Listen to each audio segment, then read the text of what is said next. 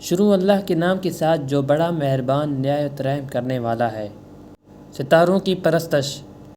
اللہ تعالیٰ ارشاد فرماتے ہیں، اور ہم اس طرح ابراہیم کو آسمان اور زمین کے عجائبات دکھانے لگے تاکہ وہ خوب یقین کرنے والوں میں ہو جائیں۔ جب رات نے ان کو پردہ تاریکی میں ڈھانپ لیا تو آسمان میں ایک ستارہ نظر پڑا، کہنے لگے یہ میرا پروردگار ہے۔ جب وہ غائب ہو گیا تو کہنے لگے کہ مجھے غائب ہو جانے والے پسند نہیں۔ پھر جب چاند کو دیکھا وہ چمک رہا ہے تو کہنے لگے یہ میرا پروردگار ہے۔ لیکن جب وہ بھی چھپ گیا تو بول اٹھے کہ اگر میرا پروردگار مجھے سیدھا راستہ نہیں دکھائے گا تو میں ان لوگوں میں ہو جاؤں گا جو بھٹک رہے ہیں۔ پھر جب سورج کو دیکھا کہ جگمگا رہا ہے تو کہنے لگے میرا پروردگار یہ ہے، یہ سب سے بڑا ہے۔ مگر جب وہ بھی غروب ہو گیا تو کہنے لگے لوگوں جن چیزوں کو تم خدا شریک بناتے ہو میں ان سے بیزار ہوں۔ میں نے سب سے بیزار ہو کر اپنے تئیں اسی ذات کی طرف متوجہ کیا ہے جس نے آسمانوں اور زمین کو پیدا کیا ہے، اور میں مشرکوں میں سے نہیں ہوں۔ اور ان کی قوم نے ان سے بحث کرنے لگی تو انہوں نے کہا کہ مجھ سے خدا کے بارے میں کیا بحث کرتے ہو؟ اس نے تو مجھے سیدھا راستہ دکھا دیا ہے، اور جن چیزوں کو تم اس کا شریک بناتے ہو میں ان سے نہیں ڈرتا۔ ہاں میرا پروردگار اگر کچھ چاہے، میرا پروردگار اپنے علم سے ہر چیز پر احاطہ کیے ہوئے ہے۔ کیا تم خیال نہیں کرتے بھلا میں ان چیزوں سے جن کو تم خدا کا شریک بناتے ہو کیوں کر ڈروں، جبکہ تم اس سے نہیں ڈرتے کہ خدا کے شریک بناتے ہو جس کی اس نے کوئی سند نازل نہیں کی۔ اب دونوں فریق میں سے کون سا فریق امن و جمعیت خاطر کا مستحق ہے؟ اگر سمجھ رکھتے ہو تو بتاؤ جو لوگ ایمان لائے اور اپنے ایمان کو شرک کے ظلم سے مخلوط نہیں کیا ان کے لیے امن اور جمعیت خاطر ہے، اور وہی ہدایت پانے والے ہیں۔ اور یہ ہماری دلیل ہی تھی جو ہم نے ابراہیم کو ان کی قوم کے مقابلہ میں عطا کی تھی۔ ہم جس کی چاہتے ہیں درجے بلند کر دیتے ہیں۔ بے شک تمہارا پروردگار بڑا حکمت والا اور علم والا ہے۔ ان آیات میں ابراہیم علیہ السلام اور ان کی قوم کے مناظرے کو بیان کیا گیا ہے۔ آپ نے ان کو بتایا کہ یہ نظر آنے والے روشن ستارے عبادت کے لائق نہیں ہیں، اور نہ اللہ کے ساتھ ان کی پوجا کی جا سکتی ہے، کیونکہ وہ مخلوق ہیں۔ اللہ تعالیٰ نے ان کو کمال تک پہنچایا، وہ اللہ کے پیدا کردہ ہیں اور وہ ان کا مدبر ہے، اور وہ اسی کے قبضہ قدرت میں ہیں۔ وہ کبھی طلوع ہوتے ہیں کبھی غروب ہوتے ہیں اور اس جہاں سے غائب ہو جاتے ہیں، اور اللہ تعالیٰ سے کوئی چیز غائب نہیں ہو سکتی اور کوئی چیز اس سے مخفی نہیں رہ سکتی۔ اللہ تعالیٰ کی ذات ہمیشہ باقی رہنے والی ہے، اس کی ذات کو زوال نہیں ہے، وہ اکیلا معبود ہے۔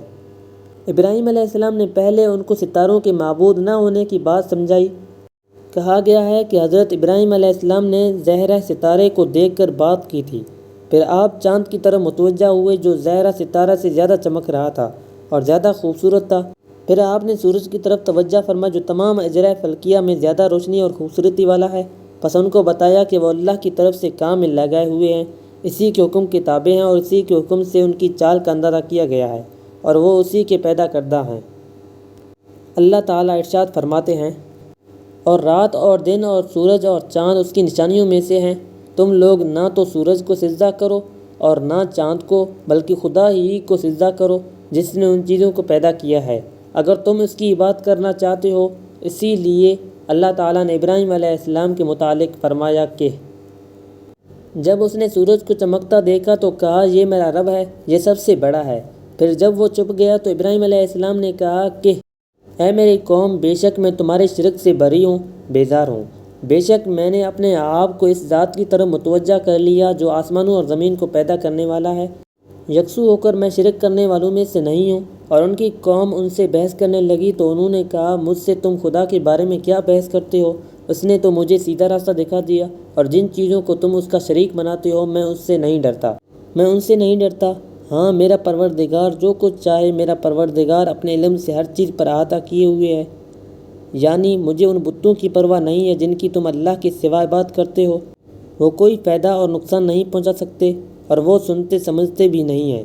وہ اللہ کی مخلوق اور اس کے حکم کی پابند ہیں، جیسے ستارے وغیرہ یا بت جو تمہارے تراشے ہوئے بنائے ہوئے ہیں، جیسے پتھر کی مورتیاں وغیرہ۔ اور اس سے ظاہر ہے کہ یہ وعظ و نصیحت اہل حران کے لیے ہے، کیونکہ وہی ستاروں کی پوجا کرتے تھے۔ اس میں اس کے کہنے والے کا رد بھی ہے کہ جس نے کہا ہے کہ حضرت ابراہیم علیہ السلام نے یہ بات بچپن میں غار سے نکل کر کہی تھی، جیسے کہ ابن اسحاق و دیگر مورخین نے اس کو ذکر کیا ہے کہ اصل میں یہ اسرائیلی روایات میں سے ہیں جس پر اعتبار نہیں کیا جا سکتا۔ جبکہ وہ ثابت شدہ حقائق کے مخالف ہوں۔